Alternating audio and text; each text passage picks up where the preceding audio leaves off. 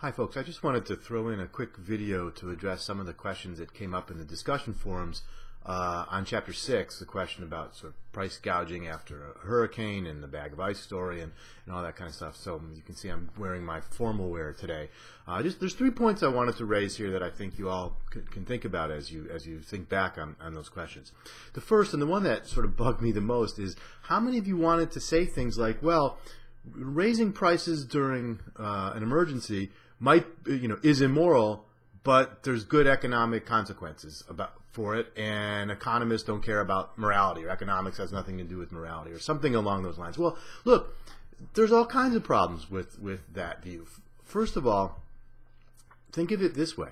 If you're right, and if economics is right, that letting people charge higher prices during an emergency has all kinds of good effects. And the two that you should have talked about, one was it forces people who are buying the good to think very carefully about how they're going to use it at that high price.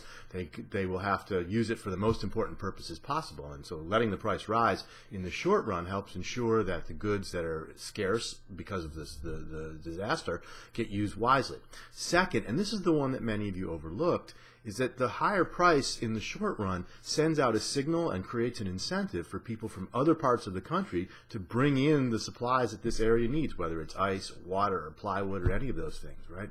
The whole point here is that we want to solve a problem. The problem is there's not enough stuff that people need. They need ice, they need wood, they need water. How do we get them that stuff? And letting prices rise ensures in the immediate run, when there's not much of it, that people use it wisely, and helps to ensure that more of those supplies will come in when people see the high price they can obtain for doing it. So by letting prices rise, we have all of these good effects. We solve the problem. If the problem is how do we get people the ice and wood and water they need, letting prices rise solve the problem. So why is that in contradiction with the idea of morality, right? If that's right, that letting economic markets do its job, the economic analysis is a really moral analysis, right? Because it says, we have a problem to solve. We want to make people's lives better off. How do we do that? We let markets do their job. There's not a contradiction here. And I think one of the reasons that people are missing it is that you're focused too much on intentions. You're focused too much on the intentions of the seller. The sellers are being greedy, and that's immoral. They're trying to take advantage of people. That's immoral. Again, first, and some of you even said they're sort of, ripping them off. How are they ripping them off? No one's being forced to buy ice at that $10 a bag price or whatever it is, right? We might have questions about the circumstances of exchange, but no one's sort of having a gun put to their head. No one's anything's taken from them, right?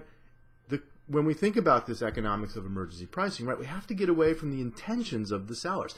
The sellers, right, as some of you rightly said, now have a high opportunity cost. Lots of people want that good, and so they can sell it for a high price to lots of different people. Even if you want to characterize what they're doing as being greedy, what we should care about are the consequences. We talked about this very early on in the semester, right? That what economics is interested in understanding is how people's self-interested behavior gets channeled through institutions to hopefully generate positive unintended consequences. So even if you think they're being greedy by charging $10 a bag, are there any good consequences coming from it? And the economic analysis is yes, there are. There's the more careful use of the resource now and the greater supply of the resource in the future. So why do we want to characterize that as immoral? Why do we want to set up this dichotomy between the sort of ethical judgment we make and the good economic results that happen? Related to that, I think, is that so many of you sort of tried to justify the higher price by saying, well, right, the sellers need to have profits, right? And it's all about the profits of the seller. But that's not the issue, right? Again, that's sort of focusing on the intention. And as we'll see in Chapter 7, right, all kinds of interesting questions about profit and loss. Profits aren't by themselves a good thing, and they don't justify behavior by people, right? It's not that people need or have to make profits. That's not what justifies what the sellers are doing by charging $10 a bag. If there's anything that justifies it, it's what are the consequences, right? Does this help solve the problem? And if you think it does, and economic analysis suggests it does, then it's not, it's unfair to characterize what the sellers are doing, again, is morally wrong, or to focus on their profits. It's not about their profits, right? If we want to make the case for why charging that high price is a good thing, we have to make the case that it's good for society. It's good for everybody. It solves the problem that we're trying to solve. Right? And that relates to the third point I want to make. Some of you would say things like, well, and selling at $10 a bag, they make lots of profit. Maybe that's, quote, good for the economy. So I'm going to say something, outlandish here for a second, there's no such thing as the economy. Right? We don't care about the economy. What we care about are individuals and families and households and firms. We care about people, right? Does it make people better off? From the very beginning of the class, we've talked about how what economic interaction is are individuals responding to incentives and signals and calculating and sort of acting on the basis of whether marginal benefit's greater than marginal cost. That's what's happening here. So what we care about in the economic analysis is not whether something's, quote, good for the economy, whatever that might mean. What we care about is whether it, again, solves the problem and makes people's lives better off. It's not about profits or GDP, which we'll talk about later on, right? It's about whether it solves this problem. So in an emergency, you've got a problem. Goods are very scarce. People need them. They're often in short physical supply. The price goes up. How do we solve the problem? How do we get more of those resources into the hands of the people who want them and need them? And the answer to that question is, at least from economics perspective, we let prices do their job to make people use the resource wisely right away and to attract in new sources of supply over time. And of course, when those new sources of supply come in over time, that supply curve shifts back down and prices shifts back out and prices come back down.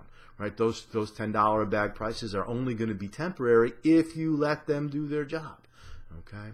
So, this sort of sense that many of you seem to have, and it's a kind of, I think, a thing you came to the class with, right?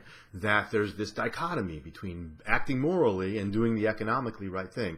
You gotta critically step back and ask yourself whether that's true, right? Rather critically assess that, right? Because if what we care about is solving people's problems and making people's lives better off and improving their situation, economics shows us how to do that, and it shows us how to do that in the context of these emergency situations too, by letting the price system do its job and getting the resources in the hands of the people who value it most and getting more resources to them over time. So when you find yourself wanting to say, well, it's morally questionable but economically great, step back and ask yourself whether that dichotomy is really in play, right? And whether what's really happening is really that it's morally wrong and economically right. Because in many cases, if it's economically right in the sense of making people's lives better off and solving problems, that enables us to say it's a morally good thing to do as well.